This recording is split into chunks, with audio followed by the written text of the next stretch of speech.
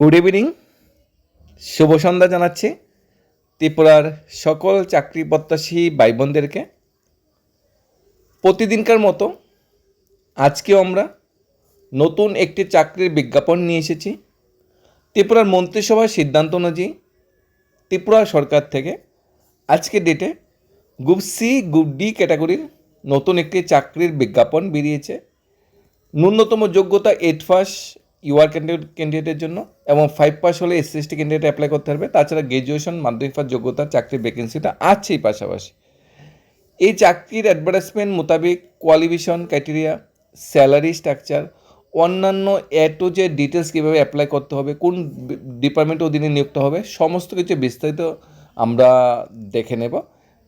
এই চাকরির সাথে জিআইবিটি টুর কোনো লিঙ্ক আছে কিনা বা জিআইবিটি টি বিষয়ে কী আপডেট আছে সেটাও আমরা পাশাপাশি জানার চেষ্টা করব। এখন আমরা মূল ভিডিওতে চলে যাচ্ছি। চাকরির যে অরিজিনাল বিজ্ঞাপনটা বেরিয়েছে সেই বিজ্ঞাপনে চলে যাচ্ছি। অ্যাডভার্টাইজমেন্ট নাম্বার 6/2026 অ্যাডভার্টাইজমেন্ট অনুযায়ী online form fill up date শুরু হচ্ছে 15 জুলাই থেকে 22 জুলাইয়ের মধ্যে ফর্ম ফিল আপ করে নিতে হবে। এক এক করে আমরা ভ্যাকেন্সিগুলো দেখে নেব।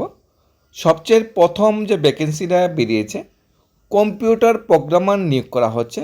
কম্পিউটার প্রোগ্রামার পদের জন্য গ্র্যাজুয়েশন পাস যোগ্যতা হতে হবে, সাথে DCA কম্পিউটার সার্টিফিকেট থাকতে হবে 1 নাম্বার। যদি কেউ কম্পিউটার সায়েন্সে বা ইনফরমেশন টেকনোলজিতে গ্র্যাজুয়েশন পাস হয়ে থাকে তাহলে অ্যাপ্লাই করা যাবে 2 নাম্বার। 3 নাম্বার, যদি কেউ MCA পাস হয়ে থাকে কোনো রেকগনাইজড ইউনিভার্সিটি বা ইনস্টিটিউশন থেকে তাহলে অ্যাপ্লাই করা যাবে। 3 ক্যাটাগরি কোয়ালিফিকেশন এখানে চাওয়া হয়েছে কম্পিউটার প্রোগ্রামের জন্য। একটা কোয়ালিফিকেশন মানে ম্যাচ করে গেলেই চলবে, হয়তো MCA পাস আউট অথবা গ্র্যাজুয়েশনের সাথে DCA ডিপ্লোমা থাকতে হবে, অথবা গ্র্যাজুয়েশন পাস আউট হতে হবে ইনফরমেশন টেকনোলজি, ইলেকট্রনিক্স টেলিকমিউনিকেশন বা কম্পিউটার সায়েন্স ইঞ্জিনিয়ারিং থেকে। 14,800 টাকা পার মান্থ স্যালারি দেওয়া হবে, মান্থলি কন্ট্রাক্ট পে যেটা বলা হয়েছে। এজ লিমিট ত্রিপুরা সরকারের রুলস অনুযায়ী 18 থেকে 40 বছরের মধ্যে যারা আছে তারা অ্যাপ্লাই করতে পারবে। SC/ST হলে 5 ইয়ার সিলেকশন দেওয়া হবে।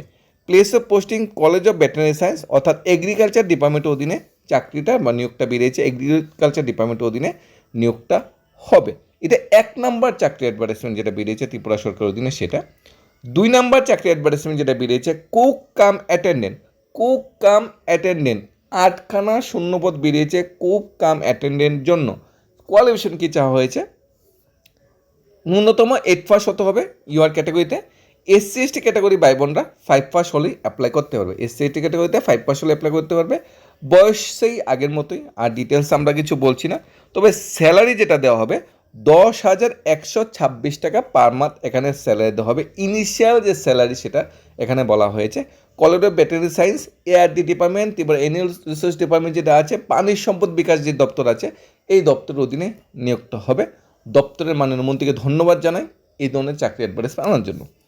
3 নাম্বার যে চাকরি বিজ্ঞাপনটা বেরিয়েছে সেটা হলো হোস্টেল সুইপার নিয়োগ করা হচ্ছে। ক্লাস 8 পাস আউট হতে হবে ইউআর ক্যাটাগরি ক্যান্ডিডেটের জন্য। SC/ST হলে 5 পাস হলে অ্যাপ্লাই করা যাবে। পাশাপাশি সুইপারও নিয়োগ করা হচ্ছে, সেম কোয়ালিফিকেশন। হোস্টেল সুইপার এবং সুইপারের কোয়ালিফিকেশন ক্রাইটেরিয়া একদম সেম টু সেম। পুরো যে নিয়োগ প্রক্রিয়াটা হবে, 1 নাম্বার কম্পিউটার প্রোগ্রামার, কোক কাম অ্যাটেন্ডেন্ট এবং সুইপার পোস্টে যে নিয়োগটা হবে সবগুলা নিয়োগ কলেজ অফ ভেটেরিনারি সায়েন্সে হবে। এনিম্যাল রিসার্চ ডিপার্টমেন্টের অধীনে নিয়োগটা হবে। এখন অ্যাপ্লাইয়ের প্রসেসটা যদি আমরা জানার চেষ্টা করি, www.sofed.tripura.gov.in গিয়ে আমরা অ্যাপ্লাই করতে পারবো। 15/7 থেকে 22/7 মধ্যে অ্যাপ্লাই করতে হবে। 200 টাকা অ্যাপ্লিকেশন ফি লাগবে, অ্যাপ্লিকেশন ফি 200 টাকা লাগবে। ফর্ম ফিল আপ করতে গেলে 200 টাকা এখানে ফি লাগবে। The candidate shall be selected to written examination, interview, practical test on purely merit বেসিকে এখানে নিয়োগটা হবে। এনি আদার ক্যান্ডিডেট যারা বর্তমানে সোফের বা অন্য অন্য কোনো অর্গানাইজেশনে চাকরি করে ওয়ার্কিং যারা আছে তাদের NOC কিন্তু লাগবে। অ্যাপ্লিকেশন করতে গেলে NOC কিন্তু লাগবে। অনলাইন ফর্ম ফিল আপটা ধীরে সুস্থে করার কথা এখানে উল্লেখ করা হয়েছে। Incomplete unmatch application without processing fee reject করে দেওয়া হবে, এটা কিন্তু এখানে পিওরলি বলে দেওয়া হয়েছে। এই বিজ্ঞাপনের ডেট হলো 13/7/2026 বিজ্ঞাপন বেরিয়েছে। অ্যানিমেল রিসার্চ ডিপার্টমেন্টের অধীনে নিয়োগটা হবে। কিন্তু চাকরির প্রসেসটা যারা পরিচালনা করবে তারা হলো সোসাইটি ফর এন্টারপ্রেনারশিপ ডেভেলপমেন্ট সোফেদ। এখন যেরকম হেলথ ডিপার্টমেন্টে বা এডুকেশন ডিপার্টমেন্টে clerical staff, group D staff, PWD ডিপার্টমেন্টে নিয়োগ করা হয়, তখন পিডাব্লিউডি ডিপার্টমেন্ট বা হেলথ ডিপার্টমেন্ট তো ডাইরেক্ট রিক্রুট করে না, রিক্রুটমেন্টটা কে করে? জিআইবিটি করে। জিআইবিটি চাকরির প্রথম প্রার্থীদের থেকে বাছাই করা হয় রিটেন বাইবার মাধ্যমে, তারপর বিভিন্ন দপ্তরে প্লেস অফ পোস্টিং দেওয়া হয়। সেরকম অ্যানিমাল রিসার্চ ডিপার্টমেন্টের অধীনে নিযুক্ত হবে, কিন্তু চাকরির নিয়োগ প্রসেসটা কমপ্লিট করবে সোফেদ। তবে একটা ডিফারেন্স কি সোফেদের সাথে জিআইবিটি যে নিয়োগটা হবে তারা শুধু সিলেকশন করে দেবে, প্লেস অফ পোস্টিং পড়বে ধরনের পিডাব্লিউ ডিপার্টমেন্টের। তা পিডাব্লিউ ডিপার্টমেন্ট কী করবে? স্যালারি স্ট্রাকচার বহন করবে, স্যালারি বহন করবে, তারপর মান্থলি একটা স্যালারি ফিক্সড পে সাথে দিয়ে দিতে হবে, 5 বছর রেগুলেশন করতে হবে। এটা হলো জিআইবিটির মেন মানে সুন্দর দিকটা। আর সোফেদের যে দিকটা সেটা কি, অ্যানিমালস রিসার্চ ডিপার্টমেন্ট ওদের নিযুক্ত হবে, কিন্তু স্যালারি কিন্তু সোফেদ থেকেই দেবে। কোনোদিনও এই চাকরি পার্মানেন্ট হবে না, সবসময় কন্ট্রাক্ট বেসিক জবই থাকবে। চাকরি সারা জীবন থাকতেও পারে, নাও থাকতে পারে, অ্যাট এ টাইম চাকরি চলেও যেতে পারে, আবার থাকতেও পারে, কিন্তু রেগুলারাইজেশনের কিন্তু কোনো রাস্তা নেই, কারণ এখানে এটা পুরো কন্ট্রাকচুয়াল নিয়োগটা হবে। এখন কোশ্চেন দেখতে হবে আমরা অ্যাপ্লাই করবো কি? দেখো, প্রতি বছর জিআইবিটিতে শূন্যপদ বেরুক বা না বেরুক, সোফেদের আন্ডারে কিন্তু প্রতি বছর প্রচুর রিক্রুটমেন্ট হচ্ছে। গত 5 বছর আগে জিআইবিটি একটা বিজ্ঞাপন বেরিয়েছিল 20-এ, এরপরে কি জিআইবিটির মধ্যে কোনো বিজ্ঞাপন বেরোনি তো? তাহলে 2021-এ, 22-এ, 23-এ, 24-এ, 25-এ, 26-এ বিভিন্ন দপ্তরে তো শূন্যপদ খালি হয়েছে। তখন কোশ্চেন জাগে ওই দপ্তরগুলো শূন্যপদ খালি হলে দপ্তরগুলো চলছে কেমনে? প্রত্যেক 1-2 মাস 3 মাস পর পরই প্রত্যেক মাসে মাসেই সোফেদের আন্ডারে রিক্রুটমেন্ট বেরোয়, প্রত্যেক মাসে মাসে বেরোয়। জিআইবিটির মাধ্যমে যতজন রিক্রুটমেন্ট হয়েছে এর থেকে ডাবল 3 টাইমস বেশি রিক্রুটমেন্ট হয়েছে সোফেদের মাধ্যমে। তবে জিআইবিটির মাধ্যমে নিয়োগ করলে চাকরি হতে সে ভাবেন একটু সুবিধা হতো।